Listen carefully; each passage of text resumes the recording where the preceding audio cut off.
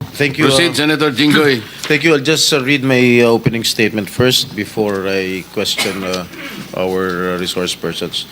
Okay, thank you, Mr. Chair. Today, we once again tackle the issue that cuts to the core of public service: corruption in government infrastructure projects.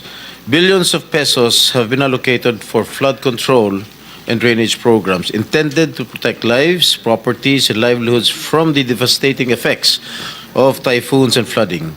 Yet, allegations of padded contracts, ghost projects, and substandard implementation now cast doubt on whether these funds truly serve their purpose.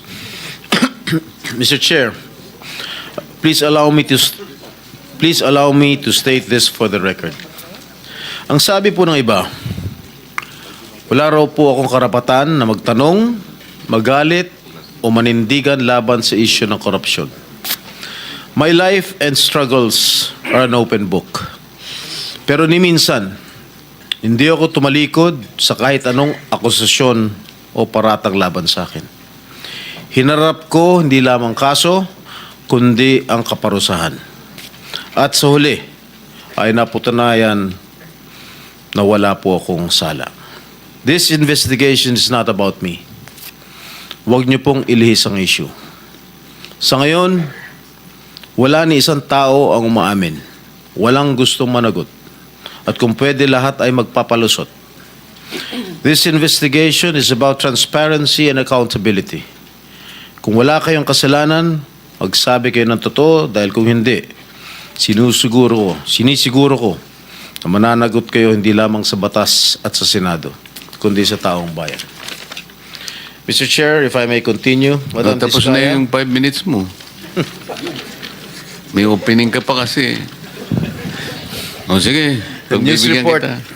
Madam Diskaya, Sarah, it is common knowledge that you own 9 companies, namely St. Gerard, St. Timothy, Alpha and Omega, Elite General Contractor and Development Corporation, St. Matthew, Great Pacific Builders, YPR General Contractor, Amethyst Horizon Builders, and Waymaker OPC. Am I correct? Yes po. Hanggang ngayon, up to now, you own these 9 construction companies? Yes po. All right. Since you started securing contracts from the DPWH, since kailan kayo nag-umpisa? 2012? DPWH? Yes. Yes po, 2012. Pag-usapan muna natin yung 2022 hanggang 2025. Ilan na po yung naging projects nyo sa DPWH? Marami na po. Ilan nga? I don't Mahigit have the figure. 400? Mahigit 500? Within the span of 3 years. I don't have the figures po. Estimate lang po, ballpark. Give me a figure. ballpark figure. Siguro po mga 400 ganun. I'm not Siguro. I'm really not sure. Okay. I don't have the figures with me. Sa loob sa bawat taon, ilang bidding ang sinasalihan mo? Marami po kaming sinasalihan na bidding. All flood control projects? No po. Ano pa yung mga projects? Buildings, kalsada, Nationwide or only in Metro Manila?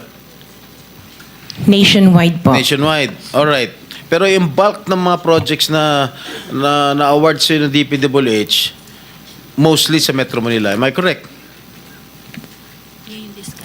Hindi po, sa probinsya po. Sa iba-ibang lugar. No, the bulk of your contracts here in Metro Manila? No po, outside Metro Manila ang marami. Where outside? Where outside of Metro Manila? We have in Romblon, Cebu, Bohol, Bacolod, Zamboanga. Hindi naman po kami namimili ng lugar. Migos Project? Wala po. Sigurado ka? Opo, Kaya definitely. ka dahil pag meron kami madiscover na may ghost project, pakukulong kita rito. Minimum totoo. Wala po talaga. Meron ka mga pictures na lahat ng mga proyekto ginawa mo? Yes po, meron po kami. Lahat ng mga 400 projects, meron kang litrato? Yes po. O i-submit mo rito sa committee. Okay po. Okay. Sa mga bidding na sinasalihan mo ng mga kumpanya mo, itong siyam na kumpanya, ilang beses kayo nanalo? At ilang beses, kung natatalo rin kayo sa Actually, bidding, I ilang don't beses kayo have the natatalo? actual figures, pero sa napanalunan, very minimal lang po talaga, mga 2%. Pero ang dami namin projects po na sinasalihan na bidding. So, sa loob ng isang taon, pag nagbibidding isang kumpanya mo, halimbawa itong ano ba yun? Yung Alpha Phi Omega, ilang beses kayo nagbid sa isang taon at ilang beses kayo nanalo? Madami po kaming sinasali. I really don't have the figures right now, You know, but I if can... you come here, you have to come here prepared. Yes You do po. not come here unprepared. Alam mo na, tatanungin ka eh. Ikaw sikat na contractor, papa-interview ka. Oh. You have to come here prepared. Your Honor, I am prepared for the flood control projects that you are mentioning. I have the statistics of how many I bidded and how many I lost and how many I won. Okay. You mentioned it to us right now.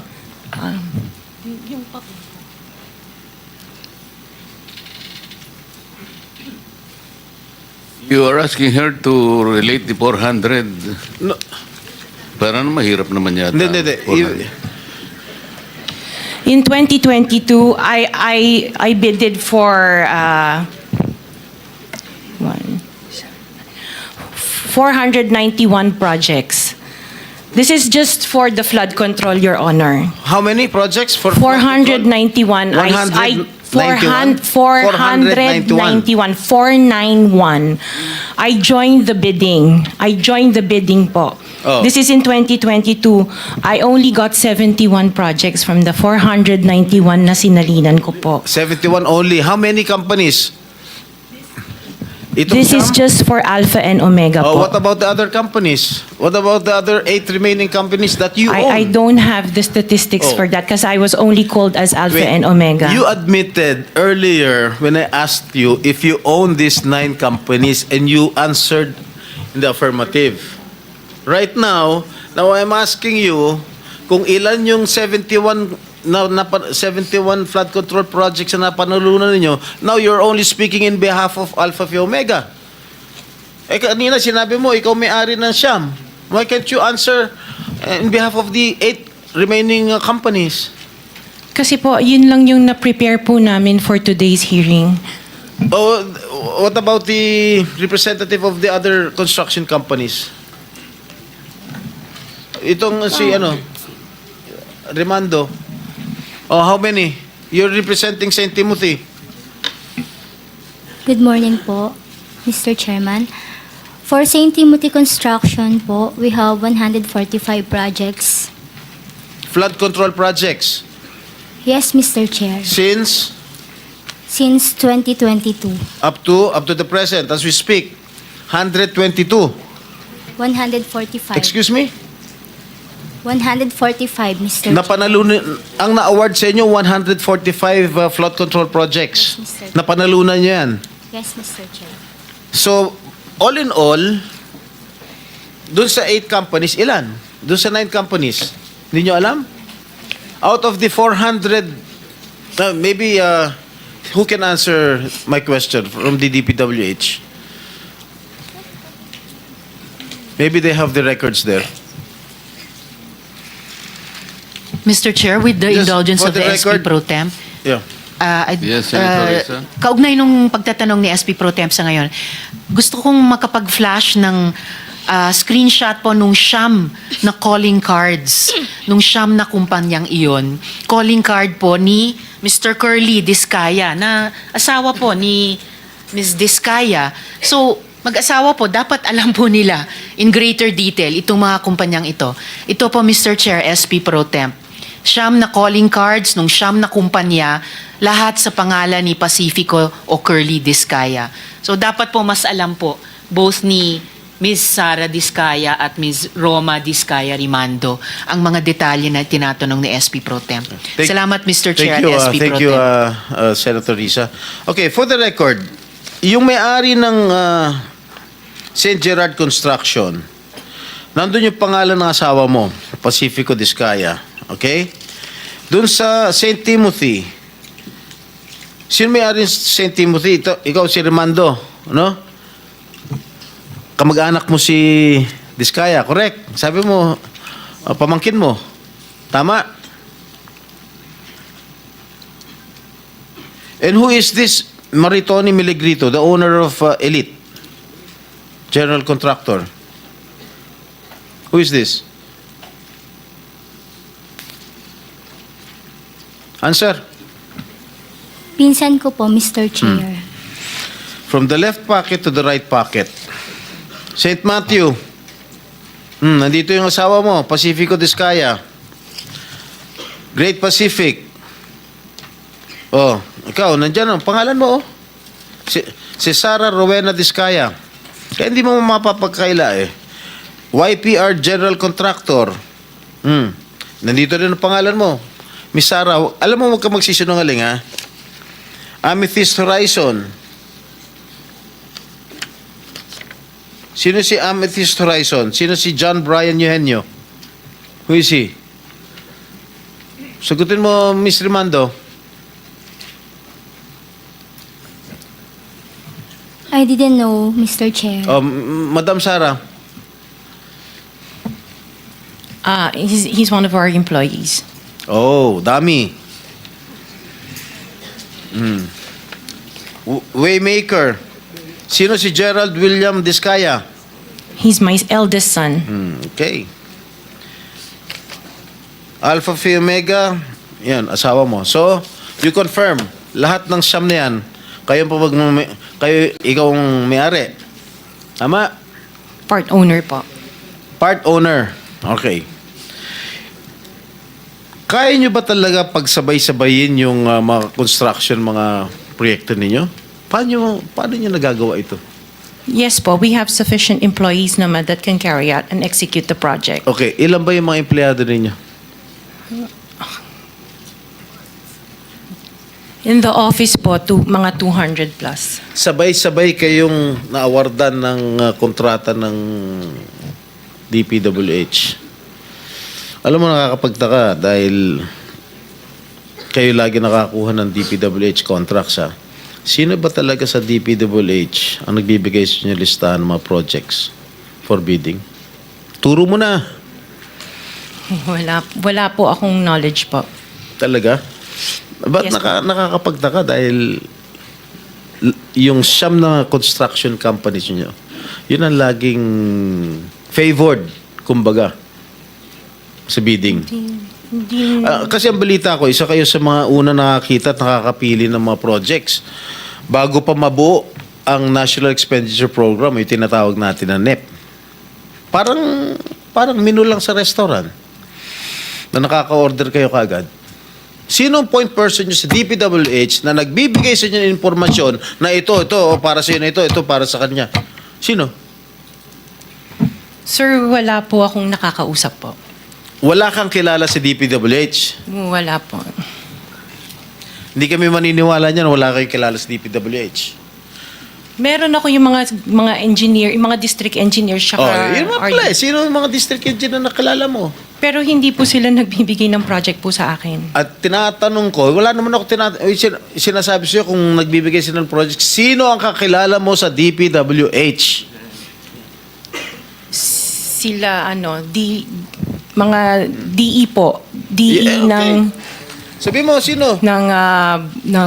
Teka sandali. DE ng Laguna, Sino DE nga? ng... Banggitin mo yung pangalan. I can't remember their names kasi I don't transact on Okay, behalf of the DE ng companies. Laguna, sino pa?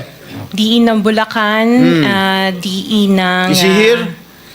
Nandito ba? Yung DE ng Laguna, DE ng Bulacan, nandito ba?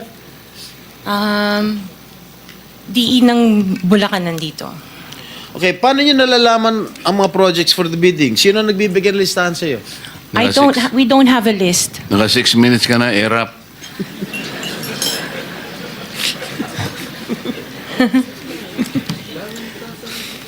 Okay. I don't have a list po. Sinisira mo yung... Interjection, Mr. Chair, with the permission of the SP Pro Temp. Okay. On the DPWH na binanggit po niya, Mr. Chair. Okay. Salamat, Mr. Chair, SP Pro Temp. Dahil natatanong po ni SP Pro Temp ang DPWH din in connection sa mga diskaya. I wonder, Mr. Chair, kung natignan na po, nasilip na po ng DPWH, kung may practice ang mga diskaya companies ng pagpapahiram o pagpaparent out ng lisensya nila para mag-force multiply sa capacity nila. Para kahit 200 lang daw ang staff sa opisina, kaya nilang mag-implement ng 491 projects or 71 projects, 145 projects in any 1 year. I wonder, Mr. Chair, kung nasilip na po yun ng DPWH. Incidentally, Senator Risa, you are the next interpellator, so you may want to continue with your 5 minutes. Thank you. Will do. Thank you, Mr. Pinatapos Chair. mo na ba ako, Chair? Ha? Okay. One last question, if I may. One last question, Mr. Chair, Senator Risa. Madam Diskaya, saan nyo ba kinukuha yung mga coaching imported, mga luxury cars? Ang balita ko, dun sa interview mo, binili mo yung isang Rolls Royce dahil nagandahan ka sa payong. Tama ba? Sir, yes po. Samantalang, ilan yung luxury cars mo? Nasa 28 po. 28 lang. Yes. Ano ito mga ito? Rolls Royce, Ferrari? I don't have a Ferrari. Ano yung mga luxury cars? Lamborghini? No rin. Cadillac. Saan binili? Sagutin mo na. Saan mo binili? Sa dealer po. Sino dealer? Dito, local? Local dealer o sa abroad? Freebell Enterprises tsaka yung isa Auto Art. Dito, sa Pilipinas? Yes po. Hindi ka nag-import? No po. Dito may dealer ng mga Yes po. Rolls Royce. May dealer ng Rolls Royce meron dito. po. Ano pa yung mga ibang luxury cars mo? Yung anong tawag dito, yung Cadillac and the GMC. Cadillac Escalade, ganon? Yes po. Oh. The GMC. Yun lang. Sinong dealer? I mentioned earlier Freebell Enterprises and Auto Sa Art. lahat ng kotse mo, yun ang mga dealers mo? Dalawa lang sila Dalawa po. yung dealers mo. Yes po. What other luxury cars do you own? Yung iba dito na, the Maybach. Dito ko Maybach, na binili. Mercedes. Yes po. And then, yung iba, dito na rin yung Range Rover. Bentley. The Bentley dito na rin po. O, paano kayo nagka-interest sa kotse? Saan nyo gagamitin yung 28 kotse na luxury cars? Araw-araw gusto mo Collection. palit ng kotse? No, I have 4 kids that use it all the time for them to Oh, be 4 taken to kids school. lang. O, bigyan mo tig-isa, pero 20, ilan yun? 20 ka mo? 28? 28. Opo. My God. And you bought that from the taxpayers' money? No po. Hindi po. Wag na tayo That will maglokohan be- dito. Let's allow our people to decide on that anyway. Just Senator linawin na yung pangalan. Senator Risa, sorry nagkamali ako. Chairman, Si- just the 2 names of the dealers. Dealer ako ng kotse, kaya ako alam yan eh. Sino yung dalawa? Pinagkukunan mo ng luxury cars? Freebell Enterprises Ha? and Freebell Enterprises Freebell. and yung isa Auto Art. Auto Art. Yes po. Okay. Thank you. Sen Risa, sorry